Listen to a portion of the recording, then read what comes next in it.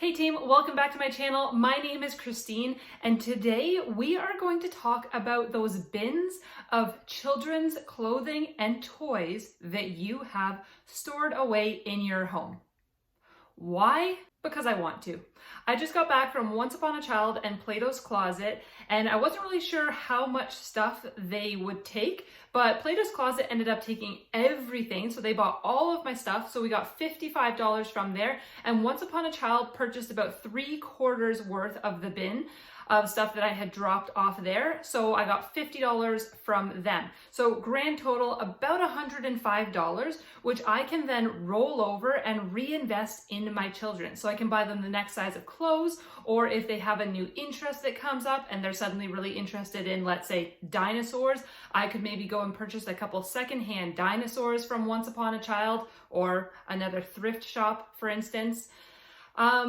Or maybe some books about dinosaurs or a dinosaur t-shirt. Now, how much did it actually cost to purchase all of the things in that bin? Probably a lot more than $100.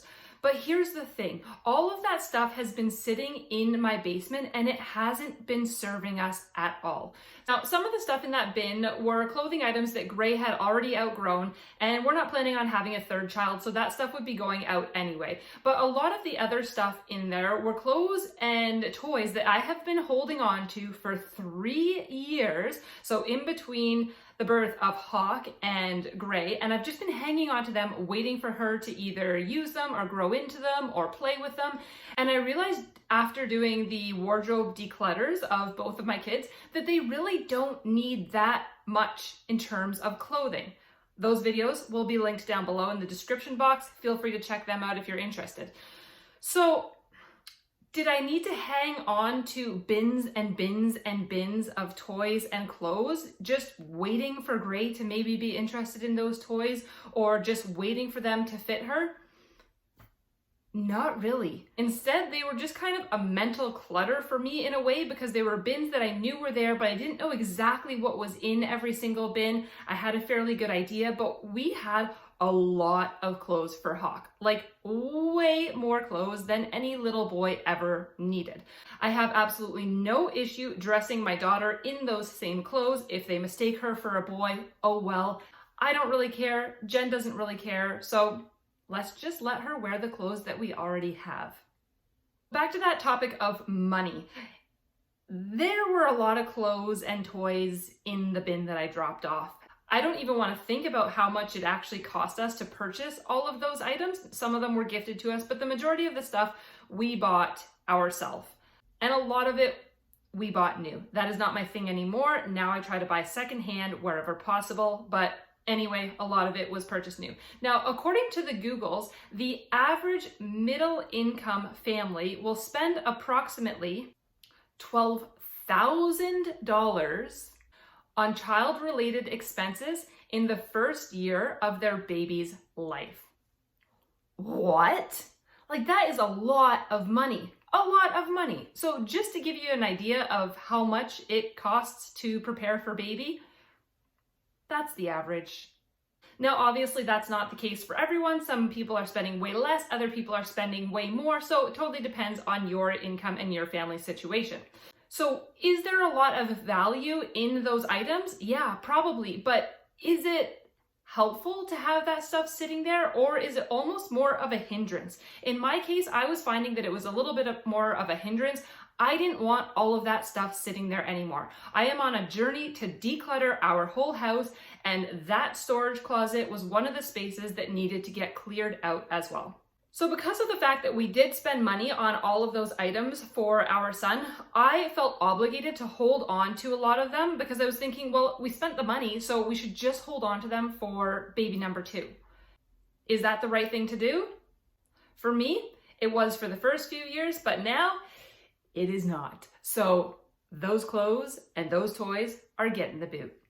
Let's talk about some of the ways that you can make a decision as to whether you should hold on to things or whether you should just let them go. The first tip that I have for you is, when you consider the item, is it something that someone in your household loves? So is it a piece that you love or your partner loves or that one of your children love? If yes, then maybe you should hang on to it. Whether it's a toy, whether it's a piece of clothing, hang on to it if it's something that really, as Marie Kondo would say, brings you joy. Number 2, is it a special item? So is it something that someone very carefully knit for one of your children, or is it something that someone created for one of your children? In my case, we have a lot of items that have been hand knit, so we are hanging on to those. I will pass them from Hawk onto Gray. Some of them will probably keep them as keepsake items, and then other items we will pass them on to someone who we know could really or would really enjoy those sweaters or blankets or whatever else they may be. I also have a very special set of onesies that my friend created for me.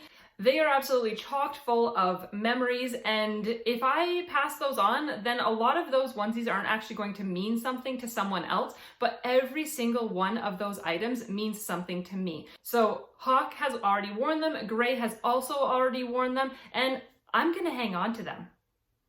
Next up, this one's specific to clothes, but you could kind of apply the same principle to toys as well. In terms of clothing, are the clothing items fast fashion, or are they from companies that are sustainable and that you truly support? We have a couple items that are from very sustainable brands such as Patagonia, and I am not getting rid of those. Hawk will wear them, Gray will wear them, and then when we have reached our absolute limit with those clothes, then they will move on to a new home. Hopefully, we will be able to give them to somebody who we know will really appreciate them as well. Number 4 is specific to toys. Toys. We have so many toys. Ugh, that's next on the list of things to declutter, toys. I just feel I've been putting it off because I feel like it is just such a big project. And I go through things regularly. But anyway, toys. Is the toy something that is open-ended and that can grow with your child? If yes, keep it. This applies to almost all wooden toys, and I keep almost all of our wooden toys because of this. So a child might be able to play with them a certain way when they are 12 months, and then a different way according to their developmental age when they're 18 months, and they might still be playing with that same toy at 3 years and at 6 years. Wooden toys are fantastic for that. All the light up, noise making toys, those are the ones you kind of want to stay away from. So if you haven't purchased toys for your little ones yet, definitely look into wooden toys that can grow with your child. Number 5. Number 5 is back to money. It is, what would be the cost of replacing that item? There are some things that will cost an arm and a leg to replace it again. So you might want to hang on to those things. There are other things that you could probably let them go and then purchase them or repurchase them for a fraction of the price if you're buying them secondhand from a thrift shop or maybe from a mom group or marketplace. So if it's something that's going to cost you a lot of money to replace it, then it might be worth it to hold on to that item. Number 6 is space. If you live in a very small space, it's going to be tricky to find places to store that stuff in between kids.